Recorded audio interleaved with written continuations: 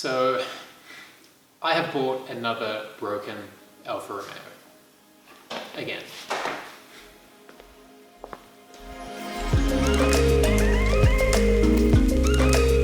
Welcome back to For the Road, and welcome to a new addition to the workshop. This is a 1750 GTV that I picked up this week, and yeah, I know I've got way too many projects going on as it is, but I just couldn't help myself with this one. If you follow me on Instagram, you would have seen that I found this on a farm way out in the countryside, and it's been sitting in the same shed, stripped down like this for 35 years.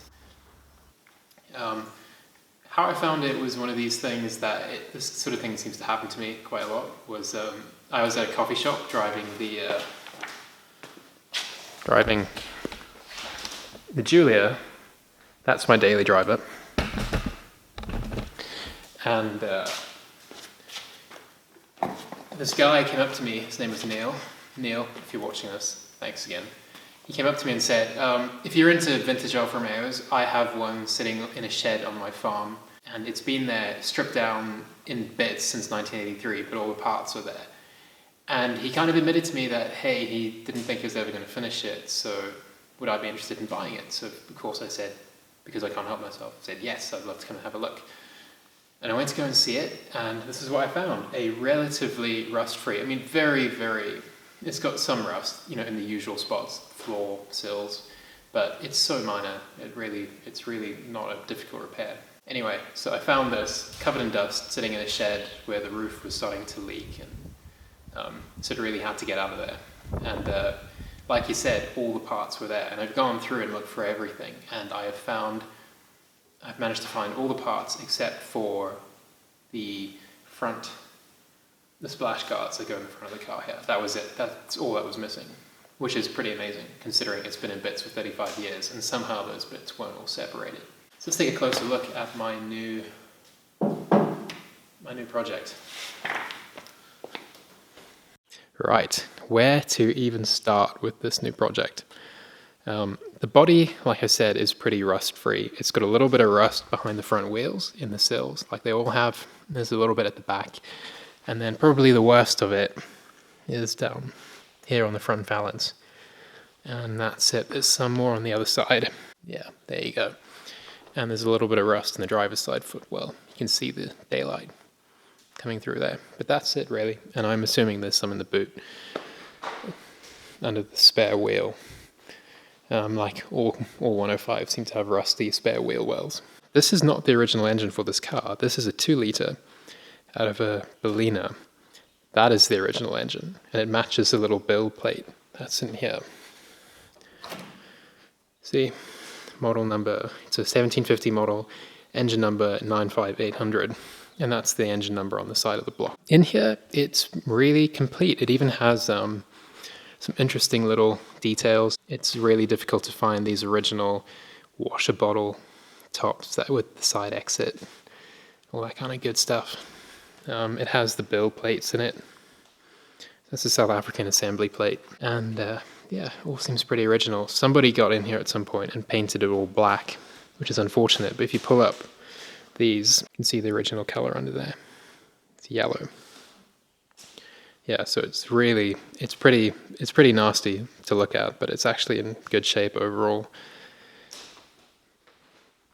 Even though everything's assembled, there's no pressure in the brake system, and the clutch is just seized solid. Oh yeah, and it has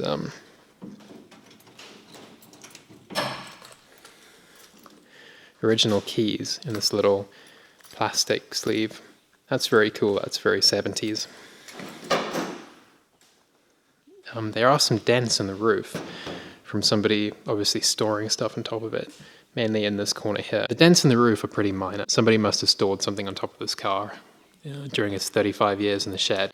Right, over here is the original 1750 engine, and I really have no idea what this is like inside. It could be, you know, it could have smashed valves or be seized or something, I don't know, or it could be really good, I have no idea. Yeah, my plan is definitely rebuild the original 1750, put it back in and drive it with that, and Here is most of the interior. Bumpers, headlights, taillights, electrical stuff. Everything's here. There are boxes of...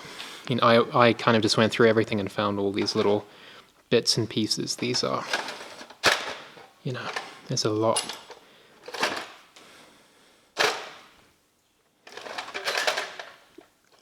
And there really is a lot of stuff here that I've got to go through. And it seems like there's stuff from 2 cars. See? 4 door handles. Tail lights. These are the number plate lights for a Series 2. And somewhere in here, there are Series 1 number plate lights as well as Series 1, like 68, 69 GTV tail lights. And then, yeah, all the chrome is here, everything's here. The dashboard is here with the original clocks, but it is trashed. I mean, it's so beaten up from the sun. I might have to look for another dashboard or just run with this and say, hey, it's patina. The seats are, they would have been okay, but they've got like some mold and stuff growing on them, and the driver's seat is pretty shredded up. It's a shame. They still have all the original basket weave on them, which looks great. The rear seats are trashed as well. All the glass and all the chrome trim is around. So yeah, it's going to be a big job to go through this and clean it all up and get it ready to go back on the car. Yeah, overall, I'm really pleased with this find. I think it's a really good project. It seems like the car itself was not messed with too much, apart from having a 2-liter swap. It seems to be in pretty good shape. It has a lot of nice original things on it. It also came with a whole bunch of spares that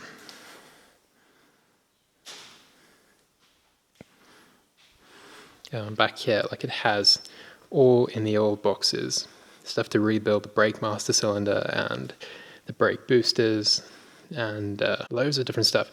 That's a throw-out bearing, filters. There's quite a lot here for it. Yeah, there was a lot that came with this car. So overall, a very, very good buy.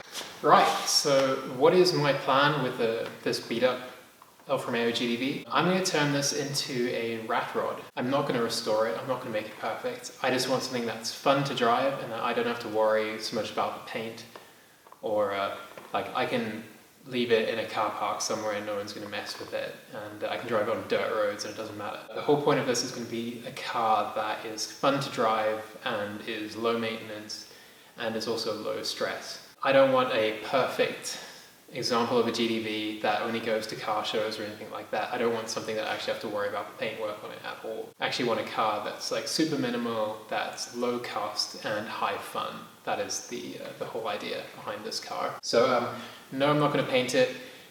Yes, I am going to rebuild the original 1750 and put it back. I've got a few cool bits and pieces that I've collected over the years that's going to go into this to make it look and drive really, really awesome.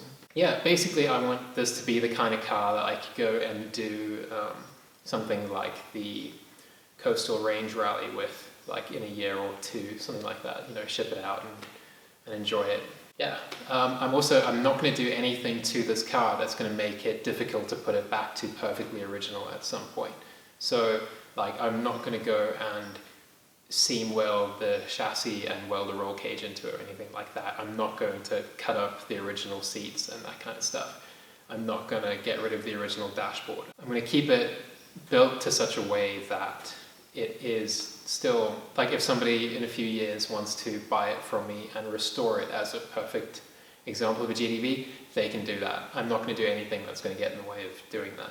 But yeah, I want a very minimal, fun car to drive. And that's something that's a little bit more rebellious than what I have. I know some people freaked out about me drilling holes in the front of the TI from the last video. But like, whatever, it's my car, I'll do what I want with it. This one, yeah, this is going to be quite cool. I think a 30-year-old primed GTV running around on like mini light wheels and with like no interior. I think that's going to be pretty cool. So anyway, that's the plan.